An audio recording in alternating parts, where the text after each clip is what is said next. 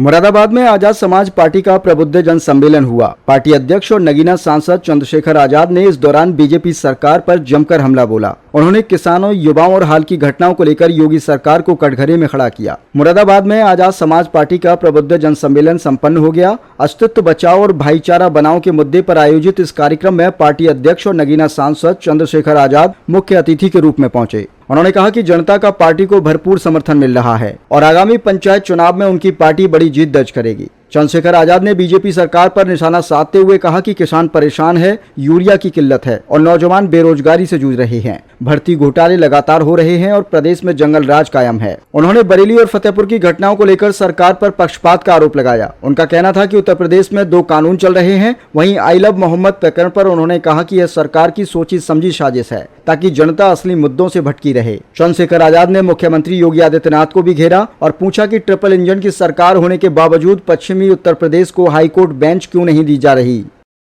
हमारी पार्टी में युवाओं का एक बहुत बड़ा जन समर्थन है।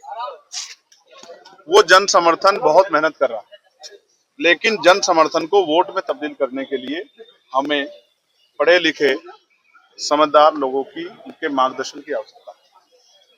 तो आंदोलन को आगे बढ़ाने के लिए पार्टी ने तय किया कि जो लोग हमसे अभी दूर हैं उनसे हम बैठ के चर्चा करें कि उनके ऐसे क्या सुझाव हैं जो वो हमारी पार्टी में देखना चाहते हैं। हालांकि लोकतंत्र में कोई किसी की सुनना नहीं चाहता, लेकिन आजाद समाज पार्टी चाहती है कि अगर जनता कोई सुझाव हो, जिन वर्गों की राजनीति हम लोग कर रहे हैं, गरीबों को, किसानों की, नौजवानों की, महिलाओं की, हक वंचित समाज की, उनकी अगर कोई समस्या है, वो किस तरह का नेतृत्व चाहते हैं, किस तरह का नेता चाहते हैं, किस तरह की उनकी समस्या है, उनको भी अपने एजेंडे में अपनी पार्टी के मैनिफेस्टो में जोड़ लिया जाए। इसलिए मुस्लिम संवाद कार्यक्रम हुए, प्रबुद्ध जन सम्मेलन हुए, पिछड़ा वर्ग अधिकार सम्मेलन हुए। इनके जरिए एक मैनिफेस्टो तैयार होगा जो हमारे 2027 का विजन होगा, जिसको हम जनता के सामने रखेंगे, मीडिया के सामने रखेंगे। जज हैं, पटवारी हैं, सेक्रेटरी हैं, एसडीएम हैं, डीएम हैं, तमाम तरह के जो कर्मचारी, चिंतक हैं, आर्टिस्ट हैं, विचारक हैं, प्रोफेसर हैं, उन सब लोगों को हम लोग इन्विटेशन भेजते हैं, उनके लिखित में सुझाव लेते हैं, मीटिंगों में उनको बुलाते हैं, अपने जो मुख्य बिंदु उनको बताते हैं और फिर इसके बाद हमारी टीम लगातार उनके संपर्क में जाके उनसे ये अपेक्षा करती है कि वो पार्टी के विचार को साथ जुड़ के आगे बढ़ाने का काम करें। और इन 17 सम्मेलन के बाद मैं आज ये कह सकता हूँ कि जब त्रिस्तरीय पंचायत चुनाव का रिजल्ट आएगा तो आजाद समाज पार्टी प्रमाण के आधार पर, रिजल्ट के आधार पर उत्तर प्रदेश का एक बहुत मजबूत दल होगा जो विकल्प के रूप में उत्तर प्रदेश की राजनीति में स्थापित होगा। जिला पंचायत के चुनाव आने वाले हैं, क्या उसमें भाग लेंगे? और जो स्थिति है उत्तर प्रदेश की, जिस तरह से आए दिन जो है बवाल भी हो रहे हैं, बरेली की घटना है, तो इस सब को देखते हुए आपको क्या लगता है और क्या कहना चाहेंगे? पार्टी आपकी भाग लेगी पंचायत चुनाव में? देखिए, मैंने जब आपसे कहा कि त्रिस्तरीय पंचायत चुनाव का जब रिजल्ट आएगा, तो जब रिजल्ट में मैं कह रहा हूँ कि आजाद समाज पार्टी बड़ी पार्टी बनेगी, तो इसका मतलब भाग लेने के बाद ही तो बनेगी। भाई, कोई बिना लड़े कैसे बड़ी पार्टी बन सकता है, आप बताओ। वोट के आधार पर तो निर्धारण होगा ना कि किसको कितनी सीटें मिली, कहाँ, किस विधानसभा में, किस लोकसभा में किसको कितना वोट मिला, किस जिले में।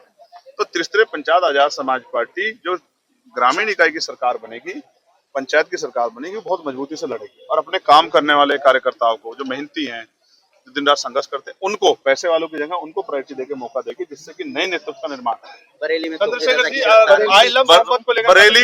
बरेली का जो विवाद है वो विवाद इस तरह समझिए कि वो बरेली में नहीं हुआ, उससे पहले मऊ में हुआ है, उससे पहले और कई जगह पे वो विवाद देखने को मिला है। काशीपुर में, कानपुर से शुरू हुआ है, सहारनपुर में भी देखने को मिला।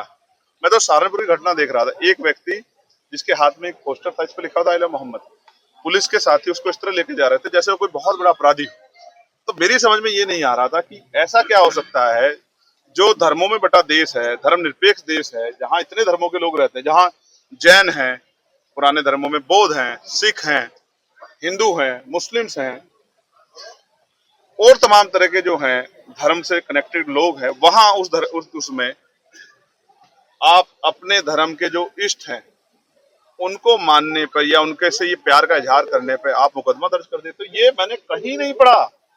मैं लॉ का स्टूडेंट हूँ, लॉयर हूँ, अब मैं लोकसभा का सदस्य हूँ, जमीनी जानकर रखता हूँ। मैंने बीएनएस, अब बीएनएस होगी, पहले आईपीसी थी। मैंने कहीं नहीं पढ़ा। अगर आप ये कहो, जैसे आपका नाम क्या है? उबैदुर रहमान, अगर मोहम्मद से प्यार करते तो आई लव मोहम्मद कहेंगे, इस पे कोई धारा नहीं बनती है। अगर आप में से कोई, जैसे आपका नाम क्या है? कुणाल चंद्रा, अगर आप जो है महादेव से प्यार करते हैं और वो आई लव महादेव लिखते हैं, तो इसमें कोई धारा नहीं बनती है। ये फ्रीडम ऑफ स्पीच और एक्सप्रेशन जो है, और ये जो आर्टिकल 25-26 में धार्मिक स्वतंत्रता है, ये उस पर सीधा हमला है। ये हमारे देश के संविधान पे हमला है, और ये हमला इसलिए है क्योंकि इस हमले के बाद कई पार्टियों की राजनीतिक महत्वाकांक्षा पूरी होती है। मैं 2 घटनाओं का जिक्र आपके सामने करना चाहता हूं, मैंने अपनी स्पीच में भी किया। एक घटना है जो फतेहपुर में हुई, जहां ऐलान किया गया कि एक ऐतिहासिक स्थल जो मकबरा है, इस पर हम इस तारीख को जाएंगे, और बीजेपी के नेताओं ने, बीजेपी के जिला अध्यक्ष ने, मंडल के पदाधिकारियों ने ऐलान किया, और वो गए। पुलिस ने उसकी बैरिकेडिंग की, सब कुछ किया, वो गए, और पुलिस उनके आगे हाथ जोड़ रही थी, और वो मकबरे को तोड़ रहे थे, इलीगल काम कर रहे थे, कानून का हनन कर रहे थे। यहाँ बरेली में क्या हुआ, कानपुर में क्या हुआ, वो पीसफुल प्रोटेस्ट कर रहे थे, ज्ञापन देना चाहते थे, उन पर लाठीचार्ज हो गया। लेकिन जो डंडे हथियार लेके फतेहपुर में मकबरा तोड़ने गए, उनको किसी ने छठी भी नहीं लगाई। तो ये 2 तरह का रवैया, इसको हिंदू हो, मुसलमान हो, जैन हो, सिख हो, क्रिश्चियन हो, बौद्ध हो, कोई नहीं कहेगा जो बात मैं कह रहा हूं कि ये चंद्रशेखर ने गलत बात करी। मुख्यमंत्री जो कह रहे हैं उस पर क्या कहना चाहेंगे? क्या कह रहे हैं? ठुकाई पिटाई करेंगे, 7 पीढ़ियां याद रखेंगे, ऐसा सबक सिखाएंगे। ये भाषा, पहली बात तो ये भाषा किसी मुख्यमंत्री की नहीं हो सकती। मुख्यमंत्री पद की एक गरिमा है, एक अहमियत है। पहले भी मुख्यमंत्री हुए हैं, ठोक देंगे, पीट देंगे, ये कर देंगे, वो कर देंगे, और अपराधी पलायन कर गए थे, तो अपराध कहां से हो रहा है?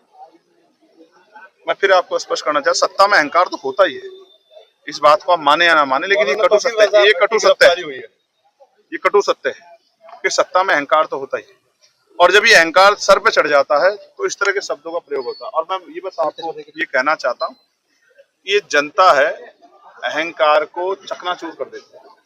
लोकसभा में हो गया, और अब आने वाले 30 पंचायत चुनाव में होगा, और इस गुंडागर्दी कांड 2027 में होगा, और आजाद समाज पार्टी उसमें बहुत बड़ा रोल अदा करेगी, ऐसा मेरा विश्वास। 27 में किसके साथ चुनाव लड़ेंगे?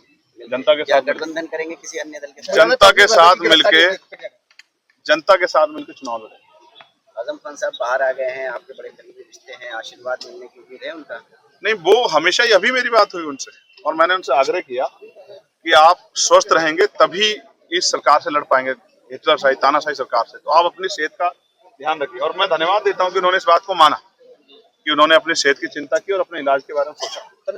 वो जेल में थे, पता नहीं किस तरह का बर्ताव, मैं तो गया था जेल में मिलने से, सीतापुर, आई थिंक सीतापुर से, हरदोई या सीतापुर, मैं गया उनसे मिलने, और आपने देखा होगा, मैंने आगे बताया भी था कि उनकी तबीयत ठीक नहीं है, उनकी आंख में दिक्कत थी, उनके और शरीर के कई जो है उस तरह की दिक्कत थी। उन्होंने मुझसे वो अपना दुख शेयर किया, और ये एक बार नहीं है, कई बार जब हम लोग साथ बैठे तो उन्होंने अपनी तकलीफें जो शेयर की है, वो जो मेरा रिश्ता है उनसे, वो राजनीतिक नहीं, पारिवारिक रिश्ता है। मैं कोशिश करूंगा कि वो जल्द स्वस्थ हो जाए, और हम इस लड़ाई को, अन्याय के खिलाफ इस लड़ाई को मजबूती से लड़ पाएं। एक बाबा की फिर गिरफ्तारी हो गई आगरा से, जो उन पर दिल्ली में 17 मुकदमे दर्ज है, लड़की ने कराए थे धोखाधड़ी के, क्या कहना है? कानून को अपना काम करना है। मैं फिर आपसे कहूंगा, एक बाबा ने अभी कहा, भारतीय सर्वोच्च न्यायालय के चीफ जस्टिस को, कि उनकी छाती फाड़ दी जाएगी, और यही बात अगर कहने वाला कोई मुस्लिम होता, कोई सिख होता, कोई जैन होता, कोई बुद्धिस्ट होता, तो शायद उसके घर पे अब तक उत्तर प्रदेश में बुलडोजर चल गया होता। लेकिन वो बाबा तो आराम से आनंद ले रहे हैं, और मैं ये मान सकता हूँ, हालांकि मैं नहीं मानता कोई सर्वोच्च पद पे जाके, चाहे वो राष्ट्रपति हो या प्रधानमंत्री हो या चीफ जस्टिस हो, कि उनको जाति पे जोड़ा जाए, लेकिन मैं समझता हूँ कि जाति अहंकार में, क्योंकि वो दलित समाज से आते हैं, क्योंकि जाति का भी जान नहीं सकते, इसलिए उनके बारे में इस तरह के शब्दों का प्रयोग किया गया, वरना चीफ जस्टिस के बारे में, चीफ जस्टिस के बारे में इस तरह के शब्द प्रयोग करने से पहले कई बार सोचना पड़ेगा। धन्यवाद।